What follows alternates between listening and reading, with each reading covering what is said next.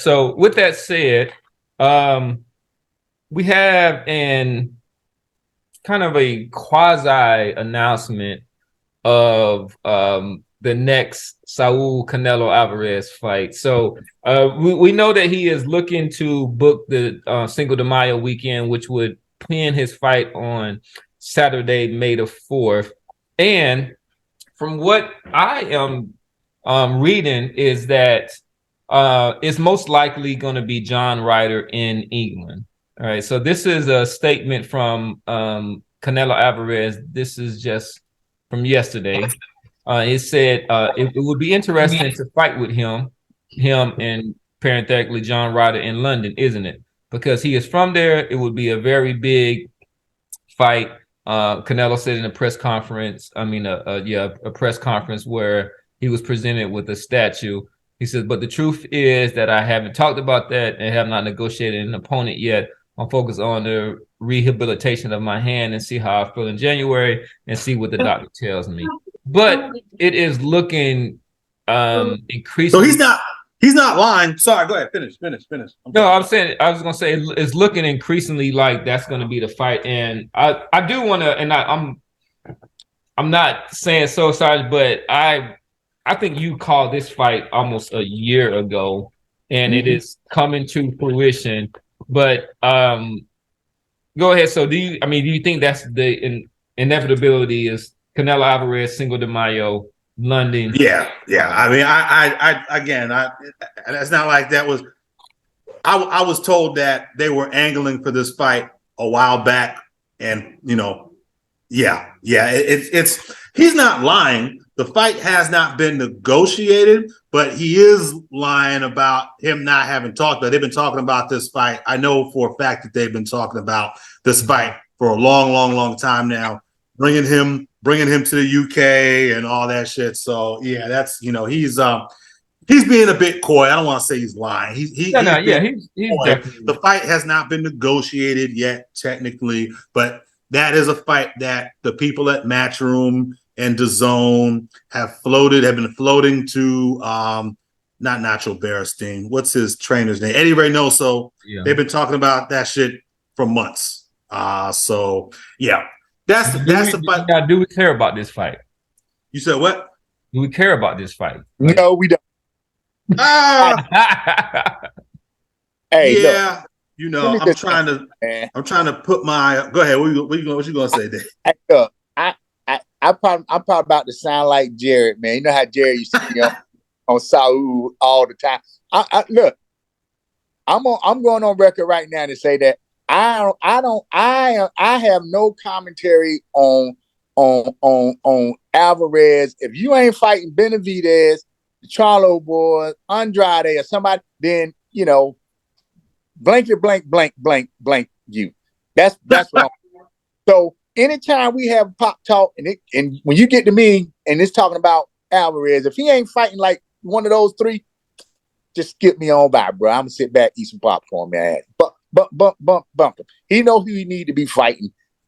He know who he needs to be fighting, man. That's my take. They ain't gonna fight it. But let me tell you this, and I have been on record on this show as saying this for a while now. Aside from the Ryder, which I had inside info on, I don't have any info on the BERLANGA fight. And I'm telling you right now, and I'm gonna keep saying it every time it comes up on this show. He is angling for a fight, and Top Rank are angling for a fight with Edgar Berlanga. Is going to be his next fight. That would be such a mark against his legacy. But Berlanga is he's a ranked amateur at this point. Right. I mean, don't matter. Don't matter. It's Mexico versus Puerto Rico in Madison Square Garden. If it makes dollars, it makes sense, is what the manager is saying in business, right, Dave? If it makes dollars, it makes sense. No, you're 100% right, bro. I got no argument, bro. You're if he gonna take his little ass to fruition, like why are you the only one I've heard talk about this fight? I don't like with the Ryder. I could see a little bit of justification, for it with his gift decision against Jacobs and his latest win, which was unimpressive. But Berlanga, I mean, So the casual one. So is this a fight that you would want to see at any point for who? Berlanga? No, for Alvarez.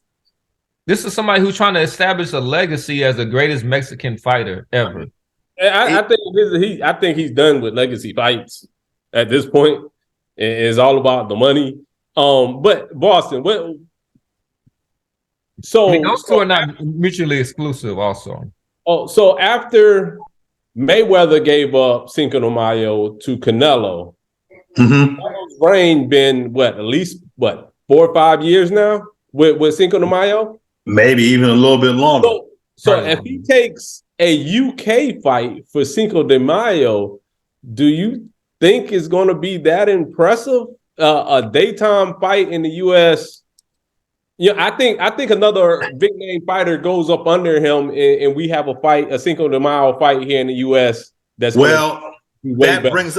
brings up an interesting point, because I believe that PBC and Golden Boy were angling for Tank Ryan on Cinco de Mayo, and remember, Ryan Garcia is contractually obligated to Golden Boy, which has a deal.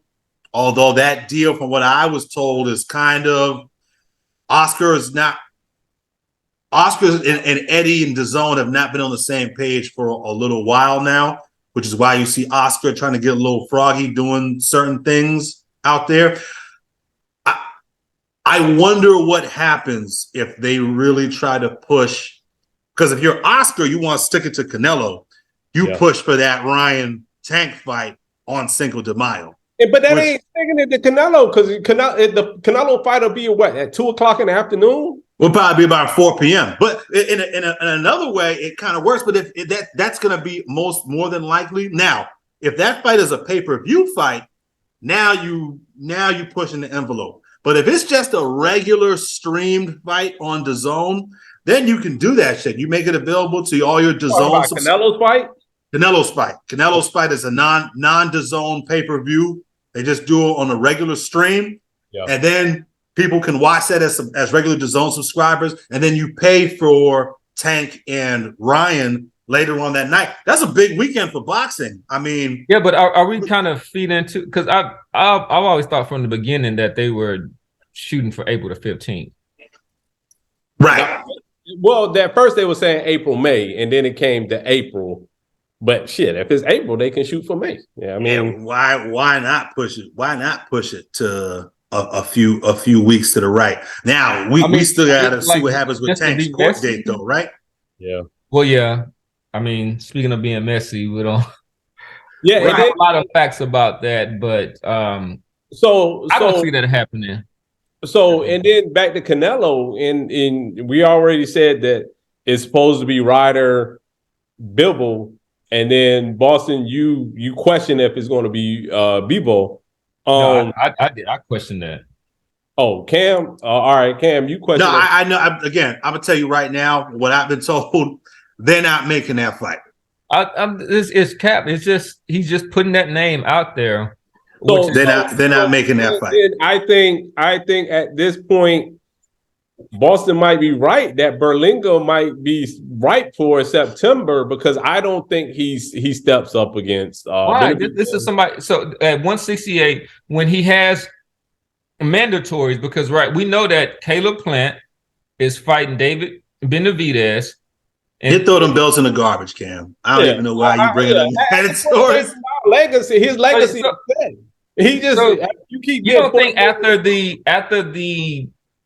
It wasn't a catastrophe, but the non-event that was the fight against Triple G. He's going to fight John Ryder, so he's going to fight in England. So this thing about the American audience, that we're going to have tepid, lukewarm kind of response to that, and then he's going to come back and fight somebody who is essentially a novice. But my thing is, what's your alternative?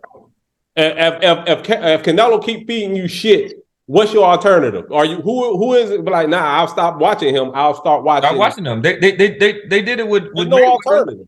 They did it with Mayweather at the end of his career.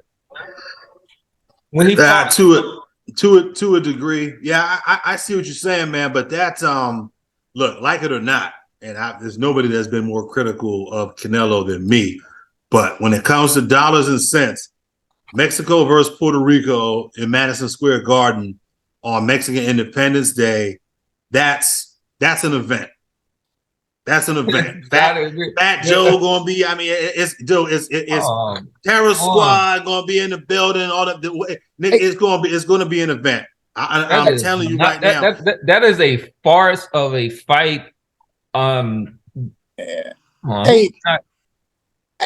let me jump here. Just this, and this will be my last question on this knuckle here, man. I'm like Jared now, man. But I I think I don't know who it was, but what I would like to know is I'm trying to figure out, like, when you say, I'm always talking about, look, you find legacy or loot, blah blah blah blah blah. Even though this cat got a lot of fights, you know what I'm saying, 50 something fights or whatever, man. Legacy wise, to be honest with you, you lose to an older Floyd, right? When he fought Floyd, he like I'm trying to be like, what's this cat's he was legacy? only 23 at the time. Okay, but my point of it is, who in this guy's list of fighters that where we can sit here and say, okay, wow, super duper great legacy. Looking at all his wins, who can we really look at and say super duper great legacy? None. It's just the accolades. It's right. So that's the point. It's the accolades. That's the point I'm making. I mean, you got Triple G. Maybe if you want to say that, I mean that's his career defining. That's his trilogy. I mean that is kind of the crown jewel of his legacy right now. Is a Triple G who, yeah, man, really so is. It's I mean, and if you're thinking Mayweather, Cotto, Mosley, technically, I don't care how old he was. These jokers was old. If anything, you 23, you should have been the one to stop the flow. Right. Anyway, that's all I'm saying. So if it ain't, let me go back to it. No, it's cool. But just for the sake of all our listeners, right, and people who are out there, just for the 100% transparency, right? Canelo is coming off of an injury, right? He did have the wrist surgery, right? He's technically coming off of an injury. I mean, Dave, if this is your fighter, would you want to send him in there against the top guys in the division coming off of an injury like that? Would that be reasonable, or is that something where you have to work it? No, you're right. And I mean, I'm not hating.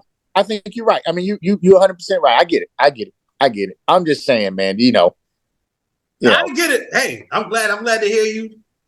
I think when we look back, things my way now. What they'll do is like they like to see like how many world champions have you defeated, which I think Canelo Alvarez will have a long list, probably at least a dozen or so fighters. How many? Yeah, but who are those guys though? These guys with belts like Callum Smith, Billy Joe Saunders, Caleb Plant. But who's beat Billy Joe Saunders? I mean, I thought Willie Monroe, who we had on the show, I thought Willie Monroe beat him. It was a close. I thought David Akavov might have beat him. He smashed Caleb Plant, which now we're giving him accolades now, right? He stopped that dude. He knocked right, but Caleb Plant had a prospect level resume. I mean, guys like Shakur, he had like a Jaron Ennis kind of a resume at the time of that fight. This kid, Caleb Plant, had like 17 fights or something like that, and his best win was a Jose Uzcategui, who is a shell of himself after he got popped. Right, this guy, he lost this past weekend and nobody even knew about it. I mean, so again, yeah, if we look at it superficially and say, oh, he beat this many X amount of champions, blah, blah, blah. But what was the real value or worth of those champions? How would we evaluate those guys? Right. Billy Joe Saunders, solid guy. I think solid B-level guy.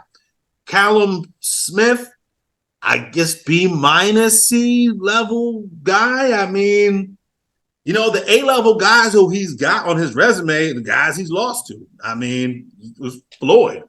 And I wouldn't even consider Triple G an A-level guy. I think Triple G is also kind of a B-level guy, especially at 35 when he fought him. Well, right? he actually has not. He actually hasn't officially lost to Triple G, but I thought he lost both of them. The first two, I thought he lost two of them fights. The first two, he's got Cotto also, but an older Cotto, right? Yeah. Okay, yeah, but all right, if we say that, right, let's if we want to be just revisionist history, what if we go and break down Floyd's Mayweather kind of like resume? So when he was, we can actually, yeah, when he got much better wins. Give me them. I mean, shit, that version of Zab Judah he fought. Zab Judah.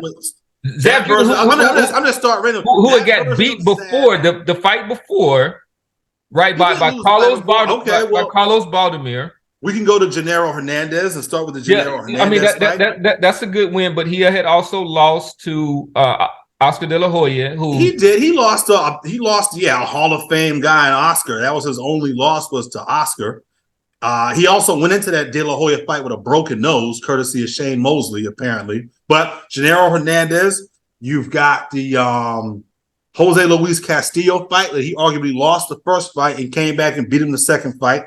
You've got Diego Corrales. Corrales? Come on, Corrales. You got. No, I mean, the Corrales was a good fight. Yeah, the Corrales was a good fight, but Marquez.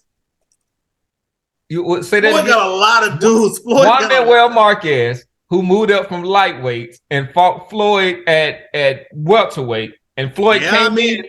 And Floyd Cotto had moved up. Shane Mosley had moved up. Pick a guy. I mean, Canelo has several guys. No, but I'm saying, if Canelo did that, then we would say that that's kind of a part of his legacy or stuff like that. But that's what I'm saying. It's easy to kind of go back and have this revisionist history. Like, I love Floyd. I think he's definitely one of the greatest. If not that, but if somebody was being critical, they could go back and be like, well, Hernandez had lost to this.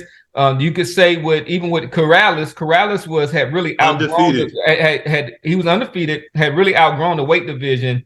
You reaching is what you're doing. That Corrales win was arguably one of the best win in his fucking resume. No, I mean that was probably one of the best pure because he was stomping examples that I had seen, murdering people. Yeah. Who was that? Who was that kid from Tallahassee who was Floyd Mayweather's? Who was Roy Jones' little sidekick? Who he beat up? Yeah. Derek Smoke Gaynor.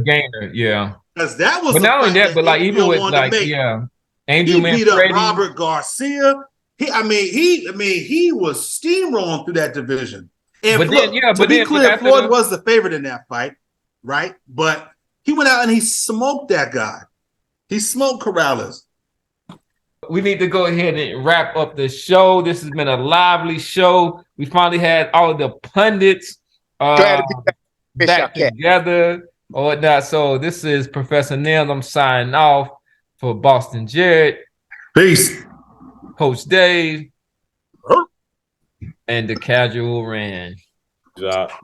Keep it popping, folks. Make sure that you like and subscribe. And we's out.